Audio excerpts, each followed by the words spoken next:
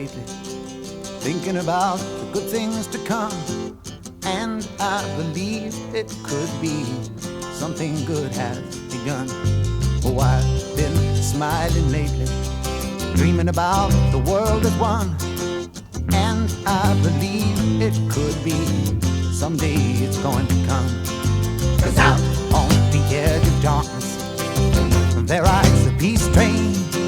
Oh, peace train, take this country from He's ready. Have you ever wondered what's happening in the real estate market in Port Angeles and Sequim? No? Never mind. Yeah, we're working on this opening. Anyway, that's a hook, you know. We're Brent and Amy, and every week we cover those homes that close in the North Olympic Peninsula. Or sold. Yeah. That means that people can move in like tomorrow. And what to win for, some basic information. And then we give some pointers on the real estate market. So if you're watching for the first time, welcome. If you've been here for a while, Welcome. glad to have you back. Yeah.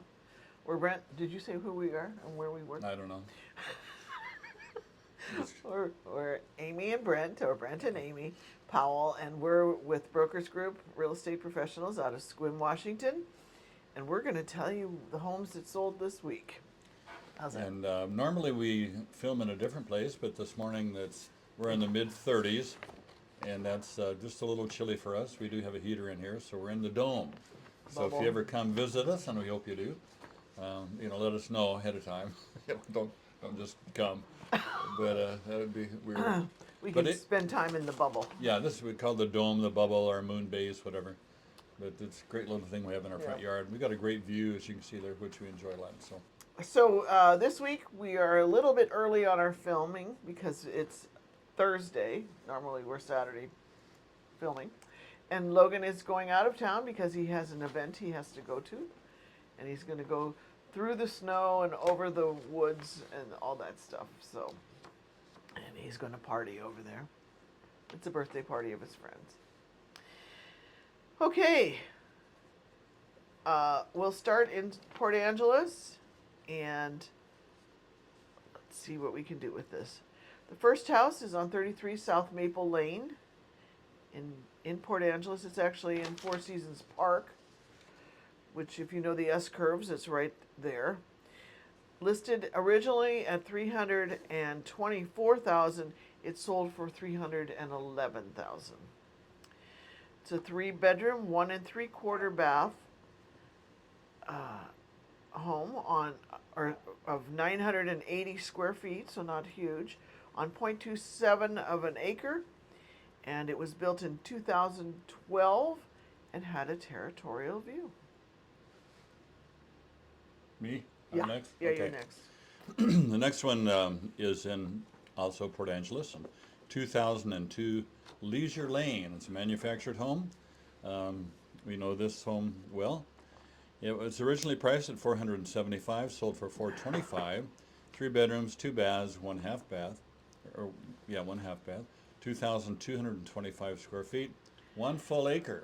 That's what's nice about this place. You're kind of out in the rural setting a little bit. And days on the market, 12 days on the market, and built in 1991 with a territorial view. Okay, moving on to 639 Lower Elwha Road. This is a nicer area.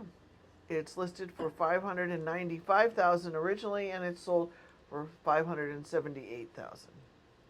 3 bedrooms, 2.5 baths, 1946 square feet on 2.27 acres. Some of that I have a feeling go down the hill. Built in 1976 with a territorial view.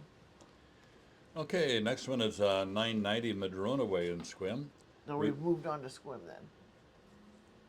I'm sorry? We're now in Sequim. Didn't I say Sequim? Okay, never mind. There was no grand declaration. Okay, now we're moving on to Sequim. We like the grand. Grand declaration there. Sequim coming up right now. Next, we're on 990 Madrona Way, Sequim. And this is originally priced at $475,000, sold for $450,000. And it has 2 bedrooms, 1 3/4 bath, and the home is 3,433 square feet, good sized place. And it was built in 1972, and it has partial water and a territorial view. Very good. Okay, now moving on to Sequim, coming right up. So this one is 891 North Portside Way in Sequim. Originally priced for $330,000, sold for $300,000. Sorry. And it has 2 bedrooms, 2 baths. I tend to hack a lot. It's, I got it from my mother. 2 bedrooms, 2 baths, 1,642 square feet. And it's a little under 1/2 of an acre. Built in 1995, and they have a mountain view. Okay. Logan, our producer, has threatened to make a compilation of all the coughing and gagging and spitting and whatever. The noises. Brent noises. Mama doesn't have noises. No. Right. Okay, last one today is 201 Duke Drive, Sequim. And this one originally priced for $538,000, sold for $550,000. And it has 3 bedrooms, 1 3/4 bath. And it's on a little more than 1/4 of an acre. It has 1,530 square feet. And it's on the market for $538,000. I already went through that. Built in 1997 with mountain view. And it was 98 days on the market. I forgot to draw the 98 line. days on the market, yeah.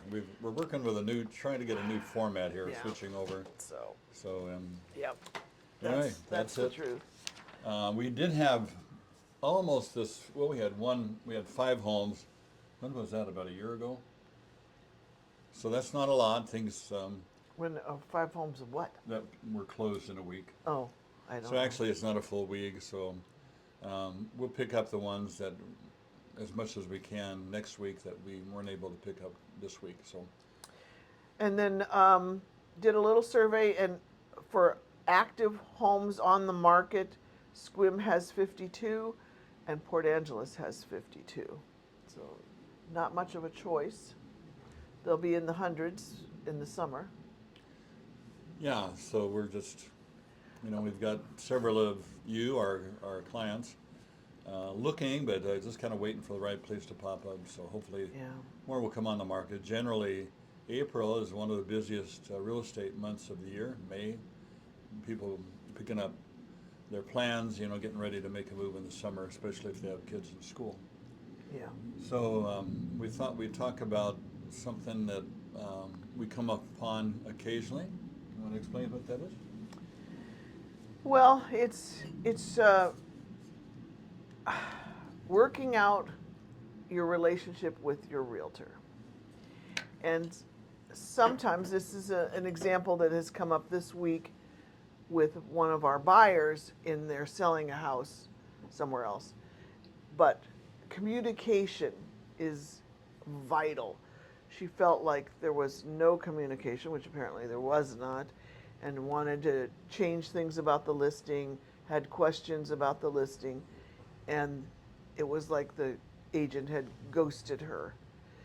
And you need to get this all established right off the bat. How does each party like to communicate? Texting, email, voice messaging, just answer the phone.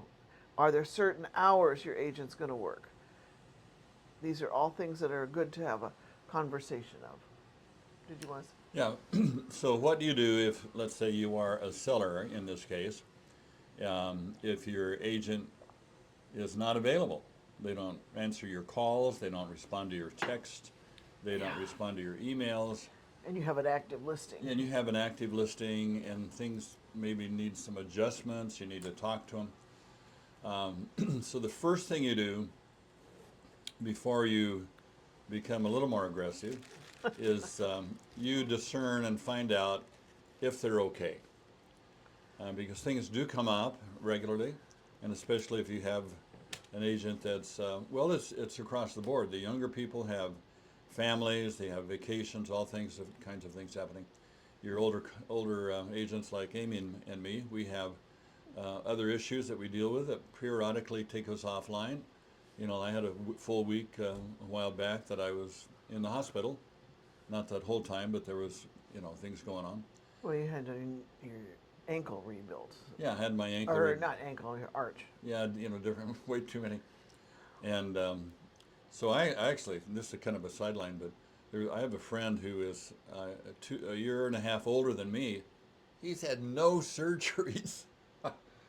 I mean, he's driving a Lexus, you know, his unit here or whatever. And here I got this Yugo because, man, I'm like a Yugo. Oh, your Yugo. body. Yeah, I'm like a 1955 Chevrolet from Cuba. You know, there's all kinds of spare parts in there that don't fit quite. But anyway. He does digress. Yeah. So those things happen. So you find out, are they okay? Yeah. Did What? Did they forget to tell you they went on vacation? And you just do a little bit of your own research. Then if you find out that nobody knows, you know, like, then you may want to talk to what is in Washington State known as the designated broker. And that's the person who owns the brokerage. And technically in our state, all of the listings are the property of that person. In many different states where you may be from, they call that designated broker, they call that the broker. And all the rest of the people are agents. Washington State, Amy and I are brokers, and we do work for a designated broker. So if we're not performing, then, and you try to communicate clearly and it's just not working out, you call our boss or you call their boss and say, hey, here's the situation. I've had a listing. It's been on the market for 2 months. I've been trying to get a hold of my agent for however long. What's going on? You know? Do you know anything? Yeah, and you work it out. And generally that's pretty productive. That generally, in our experience, is what needs to happen. Now, if you do that and you still, nothing happens, maybe the broker of that agency is a flake, then this, which happens. No, that could never happen. Never happen, yeah. So this is why you want to get a realtor, R-E-A-L-T-O-R. We're not real estate agents, we're realtors. We're not realtor. Not like, you don't go to the docketor, you know, we're realtors. So to be a realtor, you have to be a part of the local board of real estate. Association. Association. And a realtor has to affirm every year, and many times we take a course again, at least in our state, we have to take this course once a year, called the Code of Ethics.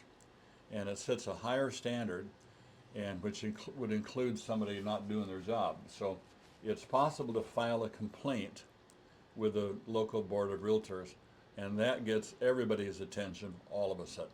So hopefully you don't have to go down that route, but now you know how it works. So Yeah. on the other side of this, you want to talk about that? What does that mean? I have no idea. Oh, I guess you covered it when you were talking. The other side of this. Yeah. So the main thing is to do your research when you get your realtor. Like Amy said, you want to ask them, how do you communicate? Do you answer your phone? Yeah. We have realtors. Actually, they should ask the buyer or seller, Yeah. their client. They should ask you. Yeah. Another question is when you interview, if you are doing that, to find your realtor, let's say you meet them for lunch or something, or you meet them in their office, do they talk all the time? Sort of like I am right now, telling you what a great realtor they are. Do they ever ask you questions? Yeah. What do you want? How do you like? What's your plan? Because that indicates a future pattern. So that's a good you want a listener. Yeah. You definitely want a listener. Because they work for you. Yeah. Anything else? Logan is going to Leavenworth, which is the Bavarian village in eastern Washington, in the mountains, and the road washed out, so it's going to be a harrowing drive. She will be very, very careful and with distraction devices. Anyway, so are you going to take video on the way? Maybe he'll show you what the snow looks like over there. I've done Leavenworth twice already, so. Well, how about the road, the drive? Yeah, maybe. Okay. You're taking the Venza? Yeah. Yeah. So the Venza is a great car for snow. It's all-wheel drive, 25-inch tires, big tires. So it just Well, goes through we anything. still have to have chains, so. Yeah. So anyway, thanks for watching. If you've not subscribed, please do that. We're over 1,600 now, and good job. And our weather, let's just make a commercial here. This is January, what, 9th? 8th. And hallelujah. We Yeah. haven't had snow. I still have lobelia blooming right there, Yeah. which is a summer plant. So if you have any specific questions or comments, please leave those. And have an awesome week. We'll see you back in probably 9 days. Ta.